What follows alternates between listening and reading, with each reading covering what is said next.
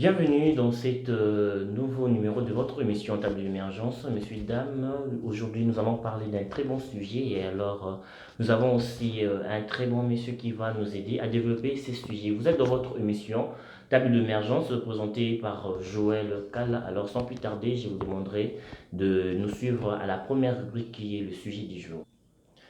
Voilà, mesdames et messieurs, nous sommes arrivés à la première rubrique de votre émission Table d'émergence, la rubrique sujet du jour. Alors, pour parler avec vous, nous avons un invité spécial pour nous. Il s'agit donc de Joël Kaleka. Bonjour. Bonjour. Joël Kaleka, c'est un homme des dieux et puis homme d'affaires. C'est un jeune Congolais qui a beaucoup de vision pour la jeunesse, qui aide vraiment les jeunes d'émerger dans leur vie. Alors, raison pour laquelle nous l'avons invité pour parler d'un très bon sujet. Alors, messieurs et dames, nous sommes dans les domaines spirituels. Nous allons parler de vivre une vie de sanctification, Joël Kaleka. Comment vous trouvez déjà ce sujet? Voilà, en fait, je bénis d'abord le Seigneur pour votre invitation et surtout pour le sujet. Nous bénissons le Seigneur parce que c'est un sujet qui sème beaucoup de troubles dans notre milieu ecclésiastique. Alors, je suis émerveillé de partager avec vous ce sujet de la sanctification. Il y a à boire et à manger dans ce sujet. Voilà, merci beaucoup. Alors, vivre une vie de sanctification, messieurs et dames, je vous invite à les suivre attentivement. Alors, prière d'avoir aussi un cahier et un stylo pour noter tout ce que nous aurons à dire. Entrons dans le vif du sujet, vivre une vie de sanctification. Nous aimerions d'abord savoir c'est quoi la sanctification, bien sûr. Voilà, déjà par définition, nous comprenons que beaucoup de choses qui sont mises dans les paniers de la sanctification ne concordent pas avec le vrai sujet. La sanctification, d'emblée, je peux dire, comme nous avons la définition de la théologie, la sanctification, c'est mettre à part. Donc c'est quelque chose ou soit quelqu'un qui est mis à part. Et quand on parle de la sanctification, la première personne, ou soit le premier en ces domaines, c'est Dieu. Il y a la prière de notre Père que nous connaissons tous quand vous dites que notre Père, que ton nom soit sanctifié. Je me posais la question à mon public, si Dieu est sanctifié par rapport à quoi? Ok. Nous, le plus grand problème, ou soit la grande difficulté, serait que si vous mélangez la sanctification avec le péché, vous, par rapport à vous, par rapport à votre compréhension, la sanctification est liée par rapport au péché. Alors, si la sanctification est liée par rapport au péché, pourquoi est-ce que Dieu devait se sanctifier? Que ton nom soit sanctifié. Dieu est saint par rapport à quel péché? Ça, c'est un grand problème. Donc, il ne faut pas mettre les péchés de l'autre côté et la sanctification de l'autre côté dans un ring. La sanctification, c'est autre chose. Il faut bien comprendre la sanctification. La sanctification, il faut le comprendre comme notre état, comme notre identité. Je me redirai une chose. La Bible dit, nous sommes héritiers de Dieu et co-héritiers avec Christ. C'est quoi la co-héritage? Quand on parle de co-héritage, c'est lorsque un parent ou soit quelqu'un avait ses biens et il avait beaucoup de biens, il meurt, il laisse cela, et il y a plusieurs héritiers. Alors cet héritage-là doit être départagé de manière égale. Alors, c'est nous qui sommes co-héritiers avec Christ, c'est-à-dire, ce que Christ reçoit de son Père, nous les recevons en égalité. Ce que Christ a, c'est ce que nous avons. Si Christ est ça, nous le sommes aussi. Donc, je me redirai à quelqu'un que la sanctification, déjà, il faut le comprendre en termes d'héritage. Nous l'avons hérité. C'est comme, il ne faut pas s'enorgueillir par rapport à ça. Oui. C'est comme un Américain, il est né aux États-Unis, il s'appelle, par exemple, c'est un Américain, un Noir américain, ou soit un Français qui s'est fait de l'orgueil parce qu'il est un Français. Non, il a hérité cela parce qu'il est né dans la France. C'est un héritage que nous avons reçu en Christ Jésus. Voilà. Et pour ceux-là qui définissent la sanctification comme c'est rendre saint, c'est détaché du péché. Qu'est-ce que vous pouvez dire par Bon, déjà, j'aimerais le dire, il faut faire attention parce qu'ils n'ont pas fait grand-chose par rapport aux gens de l'Ancien Testament. Je prends par exemple Moïse. Ils n'ont pas fait grand-chose par rapport à Moïse en termes de sanctification, de se rendre saint. Il ne faut pas faire la confusion entre les conséquences, ou soit le résultat de la sanctification, et la sanctification en soi. Moïse, après avoir tout fait, tout le prouesse de Moïse que vous connaissez, la Bible dit Jésus devait faire 3 jours. Donc si Jésus n'était pas allé dans les enfers, si Jésus ne les avait pas suivis, les gens de l'Ancien Testament auxquels on nous étale dans la Bible, bon, je ne parle même pas de Moïse, je peux parler de Job. Quand on parle de la sanctification, on touche plus la vie de Job.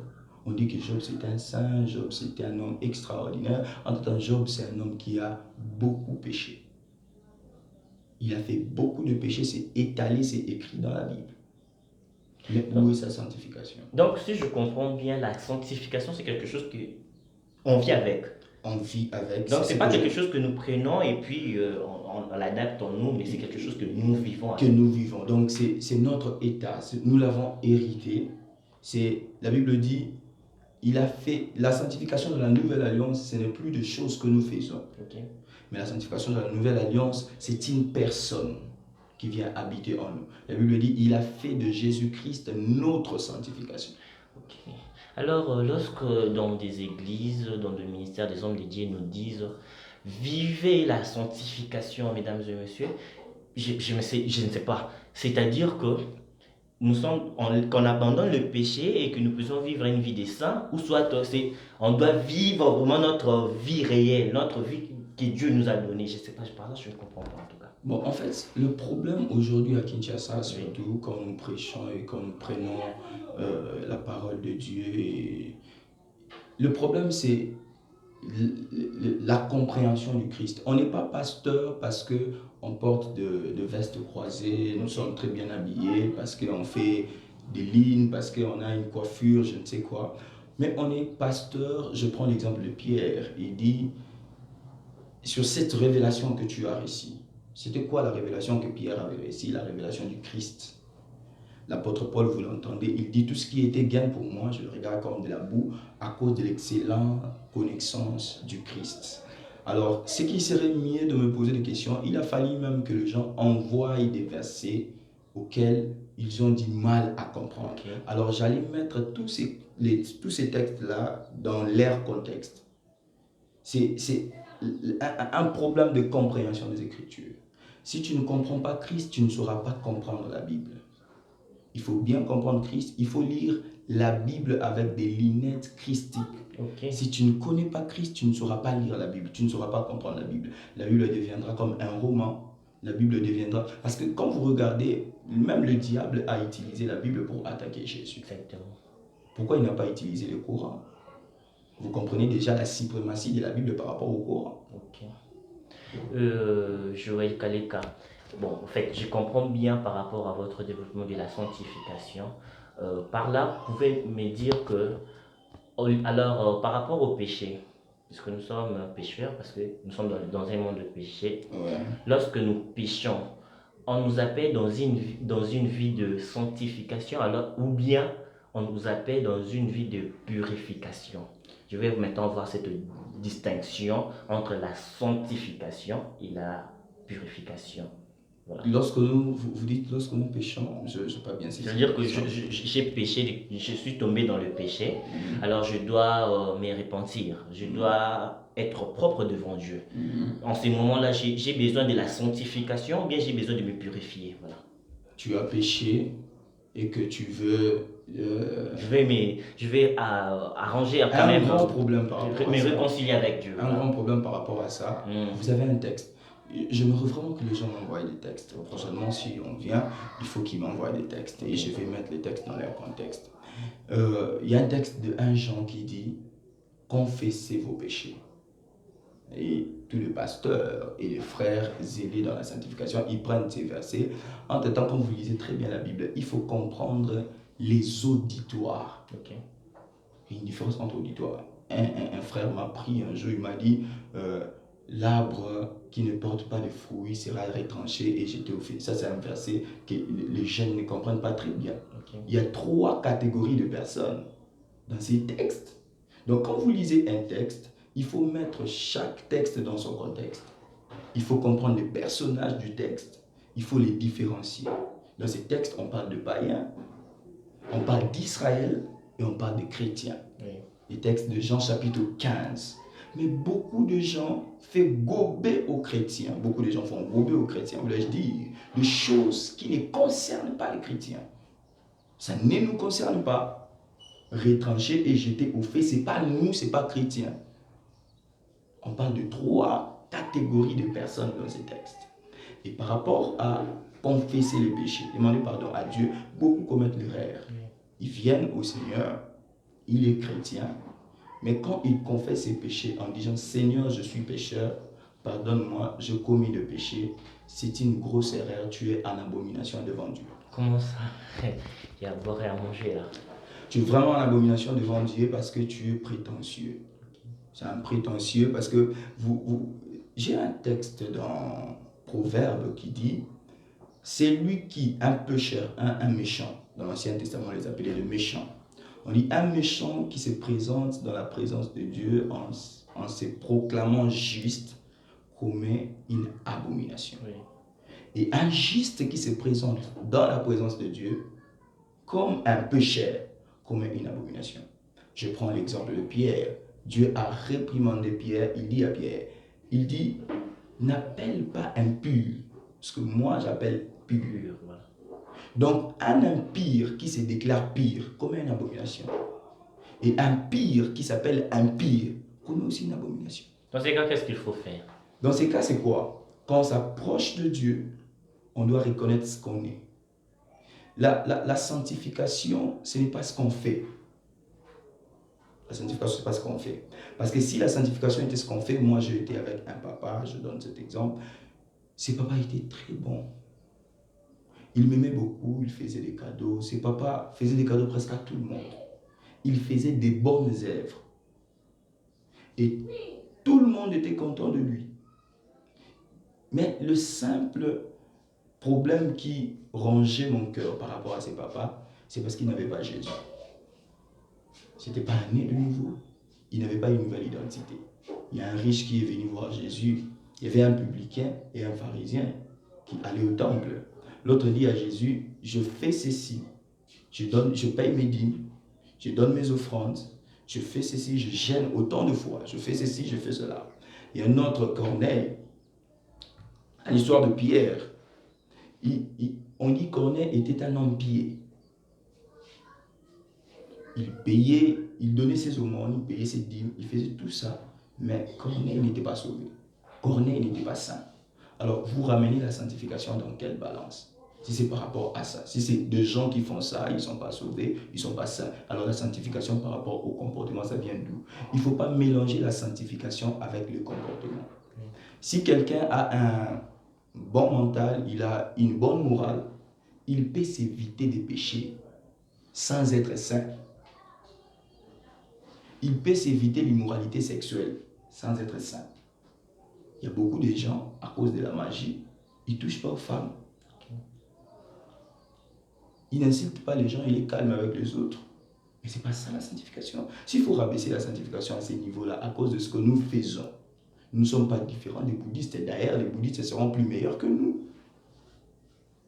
S'il faut les mettre en termes d'habits, qu'est-ce que nous dirons des kimbanguistes?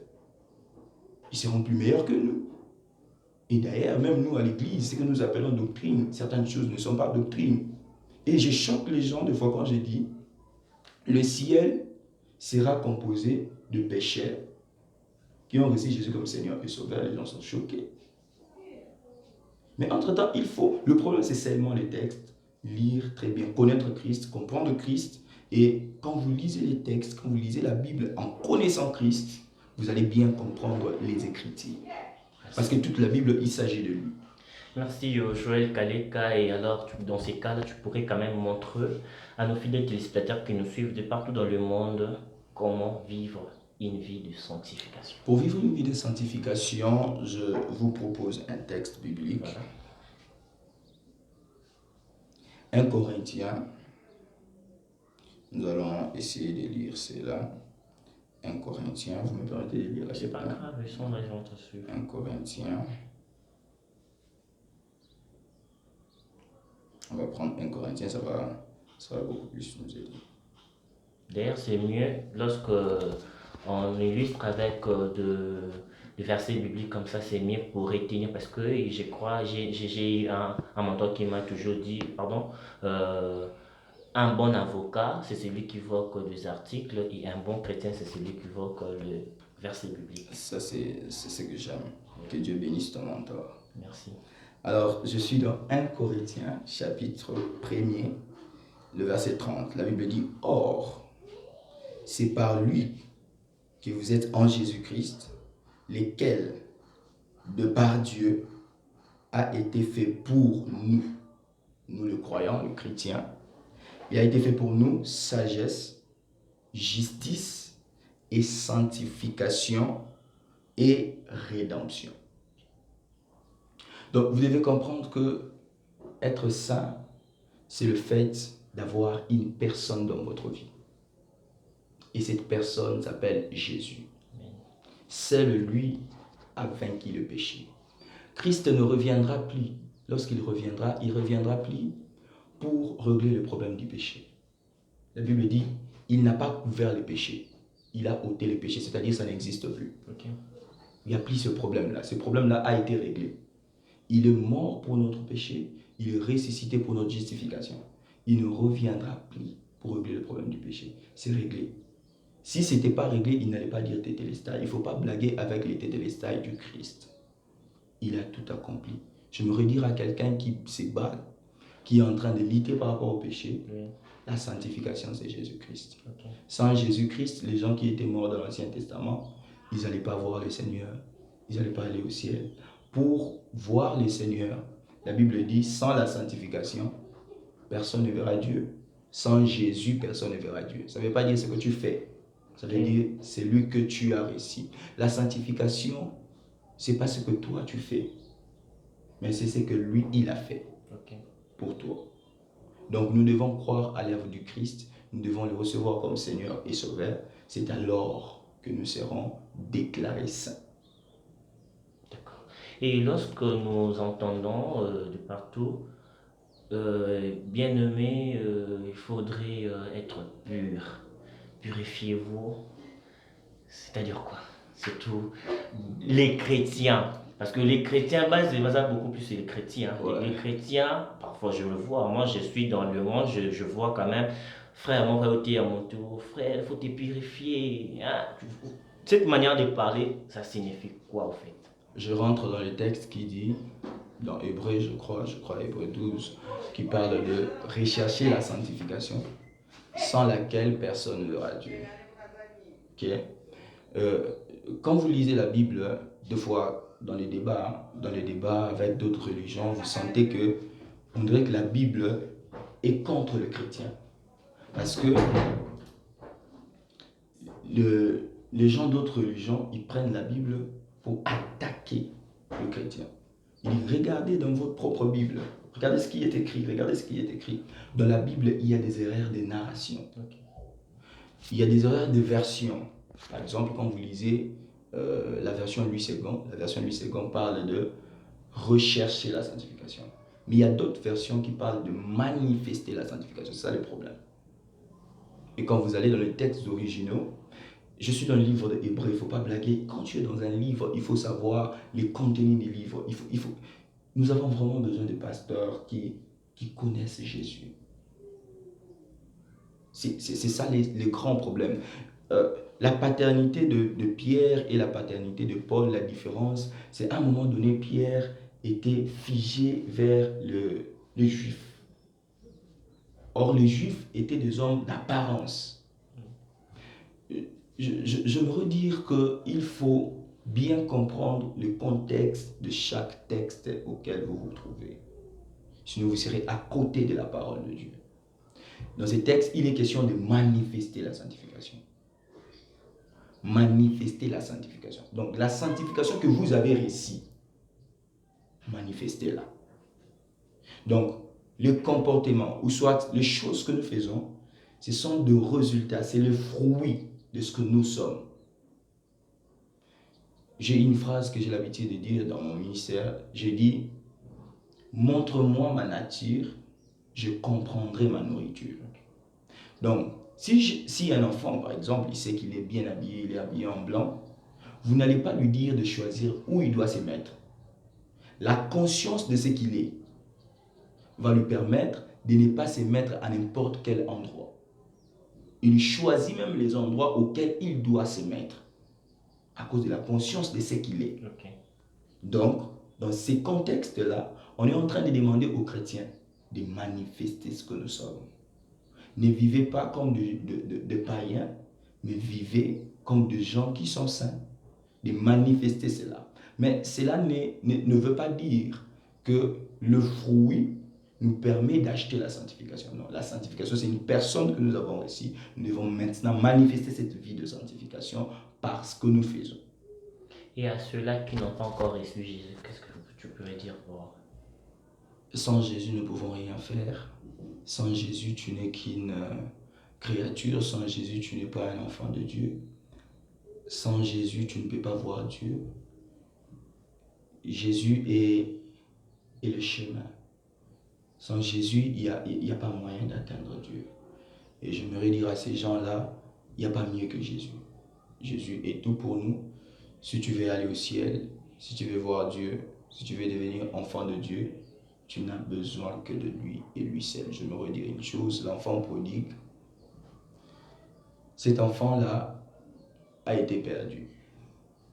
Il a commis trop de bêtises et là où il était, la Bible dit, il manquait même de quoi se nourrir. L'enfant d'un baron. Mais il y a deux choses dans la vie de l'enfant prodigue qu'on n'a pas bousillé. C'était l'adresse de son père et l'identité de son père.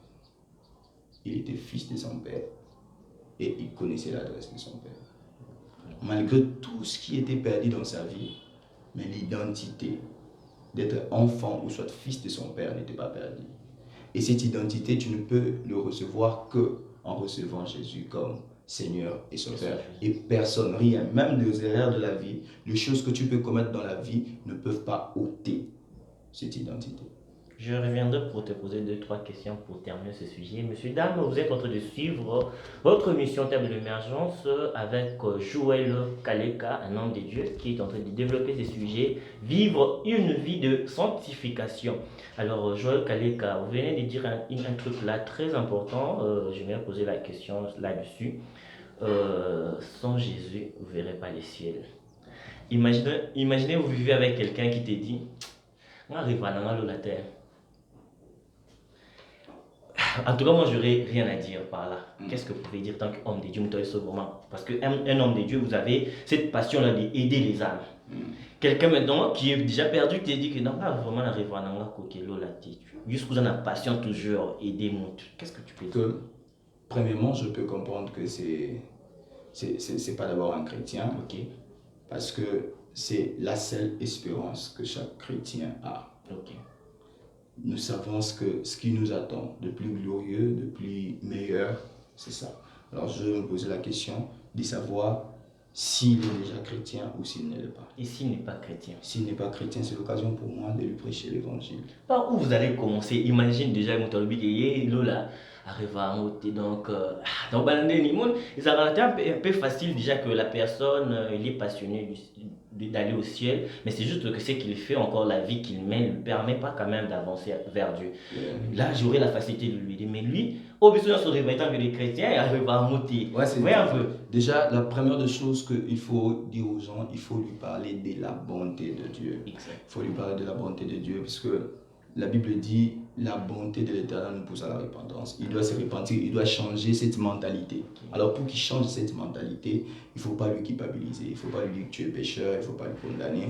Il faut lui parler de la bonté de l'Éternel. Cette bonté va lui pousser à la repentance. Très belle Dieu réponse. est bon et ça va lui pousser à approcher de Dieu, à s'approcher de Dieu. Il doit, non, je dois chercher ce Dieu qui m'a fait du bien de le ventre de ma mère jusqu'à aujourd'hui. Il faut vraiment le bourrer, le meubler de la bonté de l'Éternel. Il aura besoin de s'approcher de lui. Avoir 2-3 personnes comme Joël Kaleka, moi je pense que la jeunesse va émerger avec la table d'émergence. Ouais, Alors Joël Kaleka, pour terminer, quelle est la grande leçon que tu peux donner au public de l'émission Table d'émergence par rapport à ces très bons sujets? Qu'est-ce qu'ils peuvent retenir en gros, voilà. En grosso modo, je peux dire c'est Jésus la sanctification. C'est Jésus-Christ la sanctification. Seuls nous ne pouvons rien. Avec lui, nous allons faire des exploits. La Bible dit, l'Éternel est mon berger. Je ne manquerai de rien. Quand vous regardez ces textes, il y a 4 îles. L'Éternel est mon berger. Il y a 4 îles quand vous regardez ces textes. Et dans les îles, il n'y a pas de problème. Il n'y a que de bonnes choses qui arrivent lorsqu'il y a des îles. L'Éternel est mon berger. Je me redire aux chrétiens, vous ne vous conduisez pas. C'est les bons bergers qui vous conduisent. Il y a des gens qui disent, tu subis ça à cause de tes péchés, à cause de tes erreurs. C'est faux et archi faux. De telles prédications enlèvent Dieu dans sa position du bon berger. La Bible dit, l'Éternel est mon berger. Je ne manquerai de rien. Il me fait ceci, il me fait ceci, il me fait ceci. Quand je marche dans la vallée de l'ombre de la mort, ce sont tes propres erreurs. Le jet entre. Il nous arrive dans la vie d'entrer dans le jet. Ce sont tes propres erreurs. Mais qu'est-ce que Dieu fait malgré nos erreurs, malgré nos péchés? La Bible dit, David dit, ta houlette et ton bâton me rassurent. Malgré nos erreurs, malgré nos péchés, mais il y a quand même la houlette et les bâtons qui nous rassurent. J'aimerais dire à quelqu'un, tu n'es pas seul, tu ne marches pas seul, tu marches avec les bons bergers. Si David avait un cœur de récupérer sa brebis jusque dans la gueule du lion, j'aimerais dire à un chrétien que tu ne perdras jamais ton salut, tu ne vas jamais te perdre en Christ. Je ne crois même pas aux pertes du salut. Je ne suis pas de ces théologiens-là qui croient aux pertes du salut. Tu ne le perdras pas. Merci beaucoup, l'homme de Dieu, Joël Kaleka. Alors, je rappelle à vous, chers téléspectateurs, d'en parler de vivre une vie de sanctification avec Joël Kaleka, qui est un homme de Dieu. Alors, Joël Kaleka, en tout cas, merci beaucoup pour cette très belle exposé. Que Dieu vous bénisse abondamment. Alors, j'aurais appris que dans quelques jours, Joël Kaleka, vous allez organiser quelque chose. Vous êtes homme de Dieu. Vous avez un ministère. Vous avez un ministère. Ouais, j'ai un ministère. Et par la grâce de Dieu, c'est un très grand ministère. Je parle du Jacques Suisse, que le Seigneur nous avait parlé il y a longtemps. Il m'a dit une phrase simple. Il m'a dit, Joël ramène la chair de l'église à Golgotha. Donc, c'est ce que nous sommes en train de faire. D'accord. Alors, Joël Kaleka, j'aurais appris que vous avez un événement dans quelques jours. Que notre public, moi je crois que notre public ne peut pas rater cet événement. Alors, qu'est-ce que vous pouvez dire pour que nous puissions nous tous en bénéficier comme information sur votre événement, que nous les sachions, nous tous en tout cas? Je t'invite aussi et j'invite le public à ces grands événements. Talita Kumi est un très grand rendez-vous à ne pas manquer. Ça va bénir le peuple de Dieu. Nous allons parler de jeunes, nous allons parler de la jeunesse. Joël a parlé de ça, Joël a dit, au dernier temps, vos jeunes gens auront de visions. Nous allons parler de ces jeunes-là, que Dieu va susciter, que Dieu va relever, que Dieu va booster encore. Mais Talita Kumi, c'est quoi? Talita Kumi, c'est une prière. C'est aussi une prière que Jésus a faite devant cette jeune fille qui était morte. C'était une prière. Mais quand vous lisez cette prière, c'était une prière, une courte prière.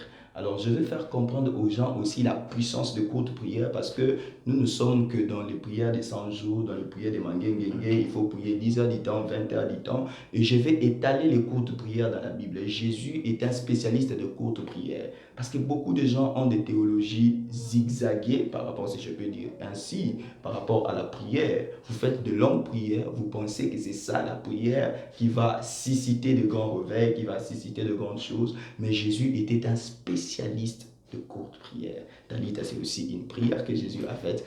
Talita Kumi, c'est toute la prière. C'est déjà pour quand? C'est pour le 26 juin, le 26 de ce mois. Nous aurons 2 cultes de 7h à 9h et puis de 9h30 à 12h juste. Je vous invite, venez, nous sommes sur Khartoum numéro A2. Numéro AD sur Ngiringiri. Nous sommes là, à la commune de Ngiringiri, juste Khartoum, la direction Khartoum, numéro A2. Merci beaucoup. En tout cas, je suis invité, mais je vous invite, j'ai toujours eu cette conception-là, l'invité invite, surtout dans les choses de Dieu. Je suis invité par Joël Kaleka. Moi aussi, je vous invite, surtout nous les jeunes. Nous les jeunes, c'est notre objectif de vous pousser à l'émergence, de vous rendre utile à la société. Alors, prière de passer de moments avec Dieu, avec Joël Kaleka. J'espère que, en tout cas, au-delà d'être édifié par rapport à son exposé, vous serez aussi béni par rapport à ce jour-là. En tout cas, merci beaucoup, Joël Kaleka. En tout cas, une fois de plus, merci pour ce très bel exposé. Je pense que c'est pour la première fois, mais ça ne sera pas pour la dernière fois pour l'émission Table d'émergence. Que Dieu vous bénisse abondamment. Merci. Messieurs, dames, c'est par là que nous clôturons la première rubrique. Nous passons directement à la deuxième rubrique de votre émission Table d'émergence. Voilà, messieurs, dames, nous sommes arrivés à la deuxième rubrique de votre émission, la rubrique Instant dédicace. Alors, je pense que je vais te caler car tu as quand même quelques personnes à qui saluer aujourd'hui. Ouais, ça ne manque pas. Je dis merci à vous personnellement. Je suis tombé amoureux de vous. C'était très bien l'émission. Et je bénis toute la famille Jacques Minisuise. Ce sont mes fils, ce sont mes couronnes. Je les aime de tout mon cœur et je vois tous mes fils de partout ailleurs. Je vois la chambre haute et beaucoup d'autres personnes. Que Dieu puisse déborder dans ses grâces dans leur vie. Et je bénis un pasteur, un père que j'aime beaucoup dans la ville de Kinshasa. C'est un pro, c'est un prédicateur pro, lui voir comme ça, c'est toute une bibliothèque. Le révérend Jean Bosco Kindomba, un grand messager. J'aime beaucoup l'entendre, j'aime beaucoup écouter comment il est juste, il est versé dans les Écritures. Le révérend Jean Bosco Kindomba, que Dieu le bénisse. Je suis en train de suivre votre séminaire. Je n'ai jamais entendu parler de Job comme vous êtes en train de parler de lui. Alors, je vous aime beaucoup, Daddy. Merci. Et c'est un peu ça. Donc, j'ai dit merci à Arnaud, mon fils, un très bon fils qui m'a facilité de passer ces programmes. Il m'a beaucoup aidé pour passer ces programmes. Donc, je lui dis merci aussi. Merci beaucoup. Alors, nous saluons la grande famille Kinésithérapie spirituelle. Nous saluons la grande famille de Wuyano Agency. Salutations aux techniciens de l'émission Table d'émergence. Et nous saluons Eden Pissa depuis la France. Salutations à Jordi Kachale depuis les États-Unis. Messieurs, dames, nous passons directement à la dernière rubrique de votre émission. La rubrique Copage Rose, nous souhaitons joyeux anniversaire à Tegrabo Soukoula, joyeux anniversaire à toi, que Dieu te bénisse abondamment, profite bien ton jour, que Dieu te fasse du bien. Tegrabo Soukoula, en tout cas, encore une fois de plus, joyeux anniversaire à toi. Alors, mesdames et messieurs, nous sommes à la fin de votre émission Table d'émergence. Vous nous suivez de partout dans le monde, nous vous demandons de partager les liens et de vous abonner massivement pour suivre votre émission Table d'émergence, une émission qui brise votre solitude, une émission qui aide la jeunesse d'aller de l'avant, d'émerger, de la rendre en tout cas utile à la société. C'est ça nos objectifs de l'émission. Alors c'est la fin de votre émission. Alors nous croyons que nous allons nous revoir encore à la prochaine fois. Portez-vous bien et on se retrouve à la prochaine.